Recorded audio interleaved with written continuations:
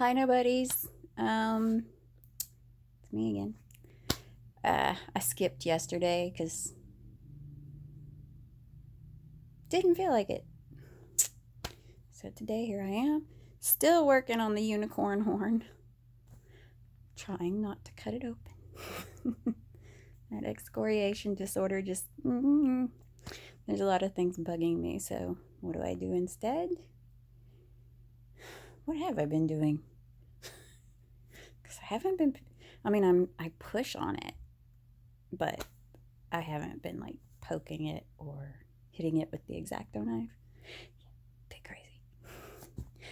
Actually, though, um, I wonder how crazy I actually am.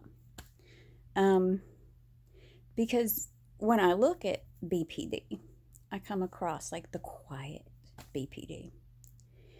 And I took this Briggs Meyer test, and it said I was an INFJ, which, when you look that up, there's a lot of shit that would qualify me as a quiet borderline. Um, so it's like, okay, so maybe I'm somebody who has anxiety issues and depression, but I'm also a Capricorn with INFJ personality, you know? And that makes me double bad. Because if you know about Capricorns, we're kind of fierce. um, uh, anyway, I'm thinking, like they say, there's like the door slam is something that happens with INFJ. Now I've only door slammed one person in my whole life, and let's just say that was like scorched earth, bridge burned. There was no coming back from that. Yeah, and I think that's because I'm a Capricorn and an INFJ. Um, just Google free Briggs, Briggs, Meyer. I think it's either Mayer or it's like BMTI. I think BMIT. I should have looked at that before I mentioned it. Oh, not always organized. I just like things better that way. So today I had a shine sucking episode. What's a shine sucking episode, you may ask, all of you that don't watch me?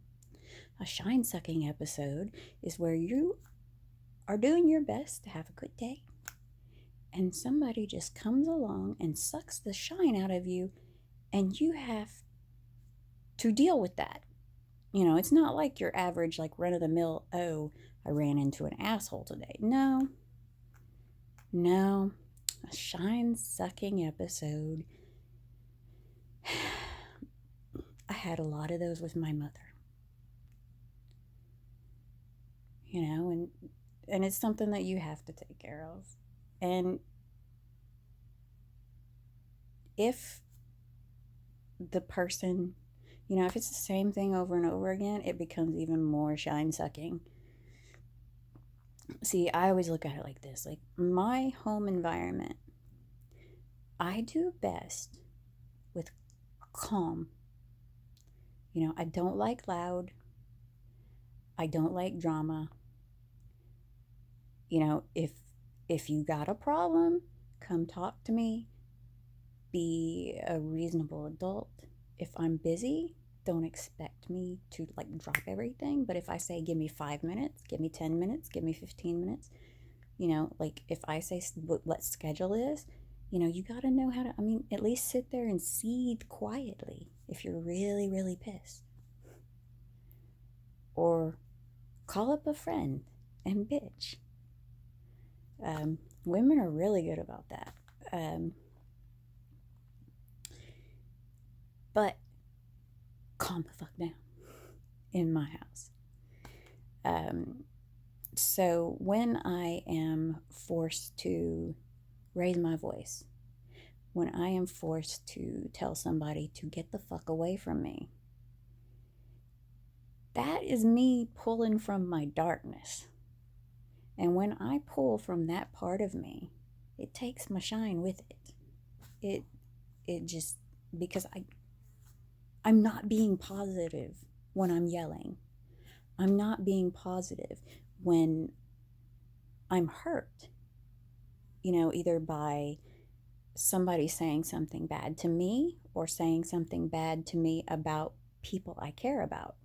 If I call you somebody I care about, it upsets me when somebody talks bad about people I care about.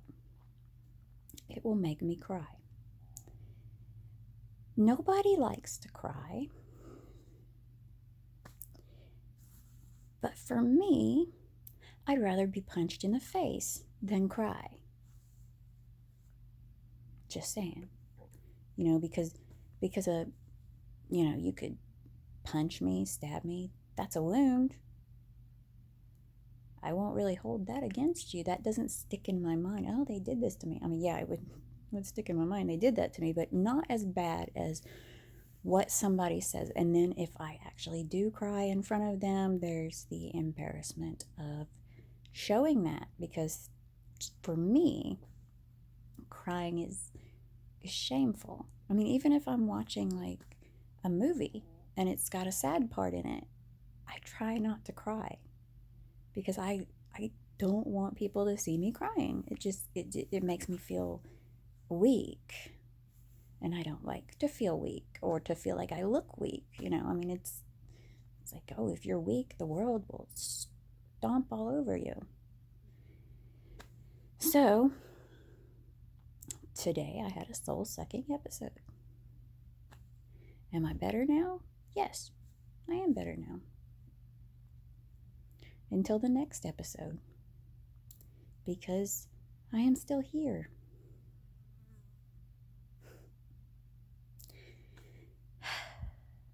But that's okay. Here is not a bad place all the time. It's only a bad place during those soul-sucking episodes. Otherwise, it's pretty calm.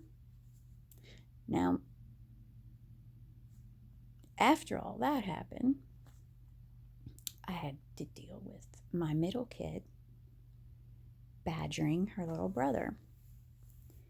And she upset him pretty bad. And I've told him before, when she really starts laying into you like that, don't stand there and take it. Come get me. Go get your sister Taryn. Get your dad. Do not let her treat you like that, because that's not something that I condone. I won't allow that. I will make her stop, or I'll at least tell her to stop. I can't really make her stop because that's engaging her behavior, which affects the calm. And the most important thing to me is the calm. Because when things start getting stressy, when this stuff is going on, when this animosity is coming out of people, it upsets me. So I bite at my fingers. I think about doing things that are not constructive for me. I think about breaking things. And I'm not sure that I can think of anything right now that I could break that I'm supposed to break. Constructive destruction. It's a good thing. You put a pickaxe in my hand and give me something to tear up, I'll go to town. I will work out every bit of aggression that I've ever felt.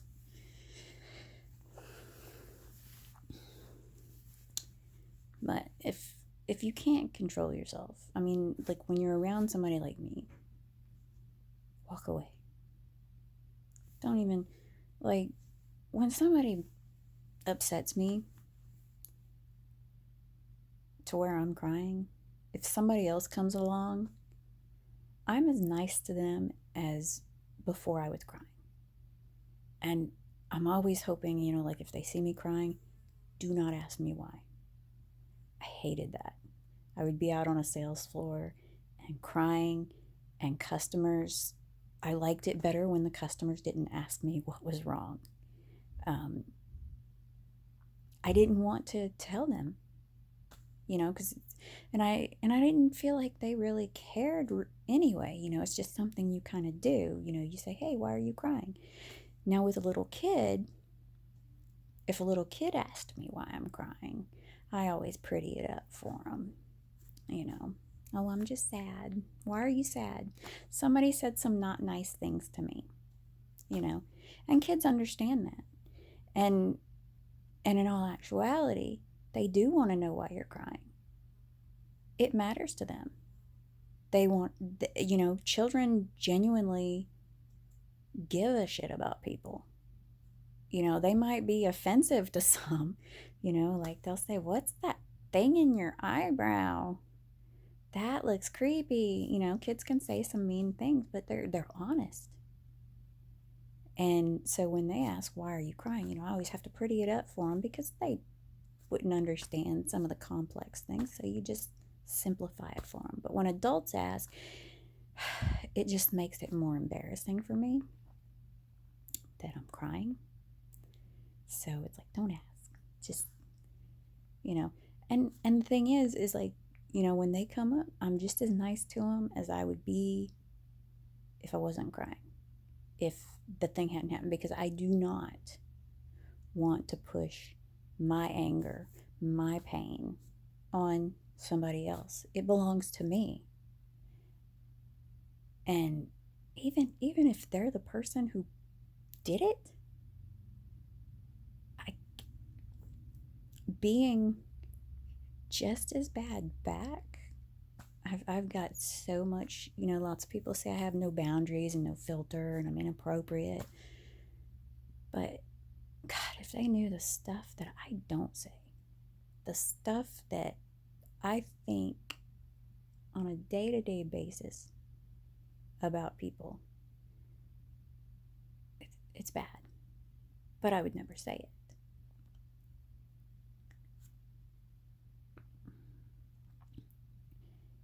And because if I do say it, then that sucks more of the shine out of me, and I've got to have, But the good thing is that there are people in my life who lend me some energy. I put forth energy to people I care about. And sometimes they come through for me. They know when to call, when to show up, when to text, or whatever. Sometimes it just happens to be a bird that comes back to replenish my shine. Or it might be, oh, there's a rose bloomed out there. It doesn't take much. The little things. Cat videos. Love cat videos. And dog videos too. And babies. And all those funny videos where people like injure themselves doing something stupid. That always gets me too. Or when you see them doing some epic shit that you're like, whoa, can't do that twice. Those things really help me. That's one of the good things about the internet, is that you can get on YouTube and you can find those things to make you laugh or make you appreciate what's possible. Because when I see people dancing, like when I see a really good dance routine, I'm like, wow, I would have never thought somebody could do that. When I see a good like contortionist or somebody who can like seriously do some next level yoga, it's like, wow, where are your hands? Where are your feet? How did you do that? Those kinds of things replenish me. And of course, like being at the park, I like water, like a fountain or whatever. So anyway, that's my day. And I had a day. Like I said, sometimes you can't call it a good day, so you just call it a day. It started out okay with a little hiccup, then was okay for a while, then sucked balls, then was okay for a while, then sucked balls again for a moment. But you know what I'm gonna have? I'm going to have a good evening, and I am going to have a good sleep. I just know it. So, with that being said, I hope that you have a good evening and good night.